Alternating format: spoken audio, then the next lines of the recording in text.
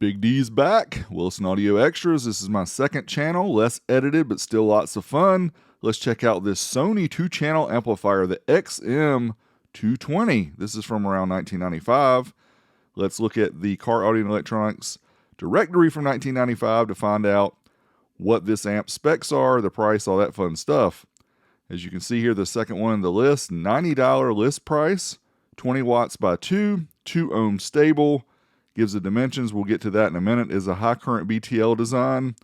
$90 1995 equals $180 approximately in 2023, so not super cheap. The amp has this gold kind of bronze finish, I guess, and here on one side of the amp you can see it has a power LED, 7.5 amp fuse, remote, 12 volt and ground, all accessible by screw down terminals.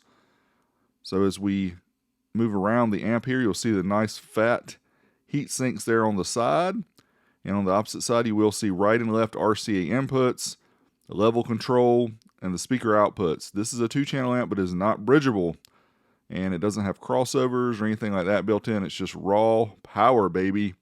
Here's the bottom. We will open this up in a little bit and show you what the guts look like, but as far as the dimensions go, yeah, it's about the size of my hand, not too big. 9.5 by 4 inches by 2.25 inches. Also the millimeter equivalents there as well from those outside the US. So yeah, it's pretty small little amplifier, rated 20 watts by 2. Not going to expect a whole lot out of this.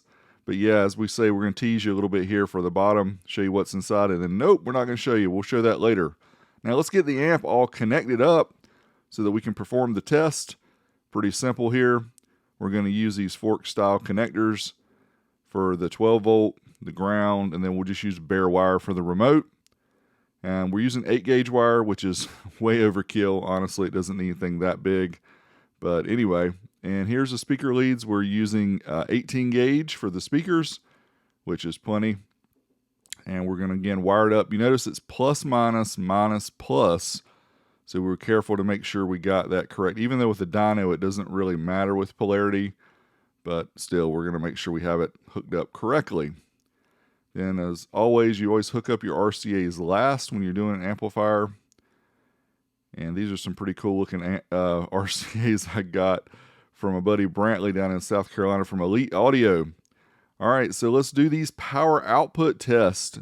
Of course, these are going to be stereo. We're going to do 4 ohms first, certified up to 1% distortion. It's rated 20 watts by 2. We got 17 and 15, but we weren't at 14.4 because the amp is rated at 14.4. We started our voltage around 13.5, so uncertified, we got 18 and 17, so very close. I'm sure if we would have bumped it up to 14.4, we would have got that 20 watts. Dynamically, again, just a couple watts shy of the 20 watts by 2, 18 and 18. This is, head unit power, obviously. Back in the day, though, didn't have a whole lot of amplifiers that would put this much power out for head units, so people had to buy amps like this. At 2 ohms, we did get 28 and 27 watts at 13.36, certified to 1% distortion. And uncertified, can we get 30 per channel?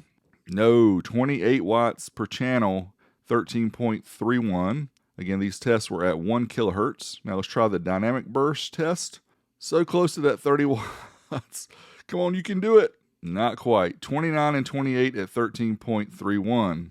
Now get out your headphones or your good speakers for the sound demo. We're going to put this little Sony amp to work. Let's try this 30-something-year-old Sony XM-220 on these 3-way down for sound speakers. The sub is not hooked up because it's just this amp. The bigger purple one underneath is not hooked up. It's literally just this amp. You can see the power LED there, 7.5 amp fuse. It's only about 20 watts per channel. Let's Smoke Jacket blues it up.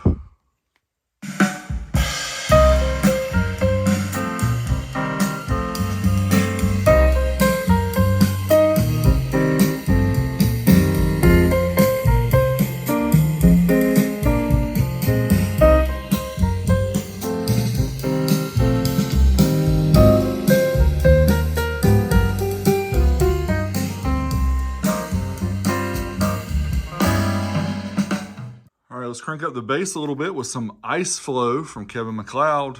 This is going to test out the bass ability of these 6.5s with this little amp.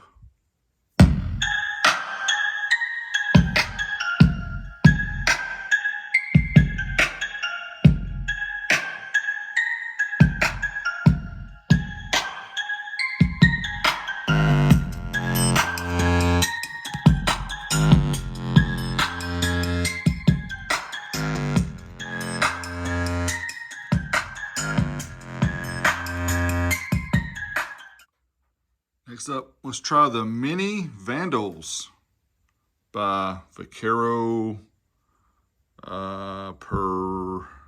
Perdido. See how it sounds.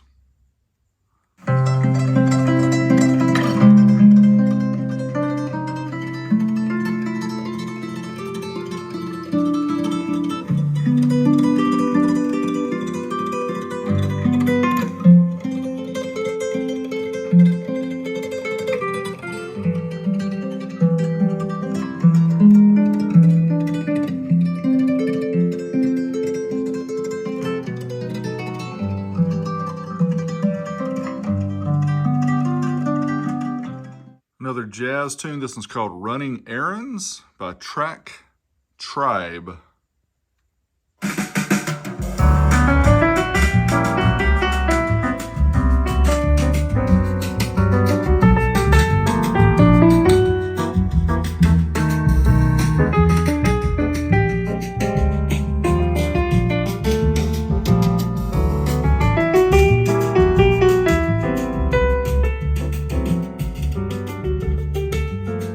Now you've seen the power, you've heard it. Let's take off this bottom plate and find out what's inside. And we're going to say, yeah, not a whole lot is inside this amp. There you go. Mini Powerhouse. Definitely not a whole lot going on this single-sided circuit board. It does have Sony stamped on it. This is definitely made by Sony back in the day. It does use some high-quality components, as we will see, including these Nichicon 16-volt 1,000 microfarad capacitors. There's also some Rubicons in there as well. And you can see here on each side, there is a vertical chip. This is a chip amplifier, so each channel has its own chip. These chips are manufactured by NEC of Japan. I can't see exactly the model number. Maybe you guys can figure that out, but you can see it is rated around 20 watts per channel. It does take the power straight in, so if you give it a little bit more voltage, obviously not over 16 volts, so you'll pop these caps, but it will give you a little bit more power. But there you have it. Very quick test, this Sony XM-220 back from 1995. This is Big D. Stay tuned. More coming. I'm out.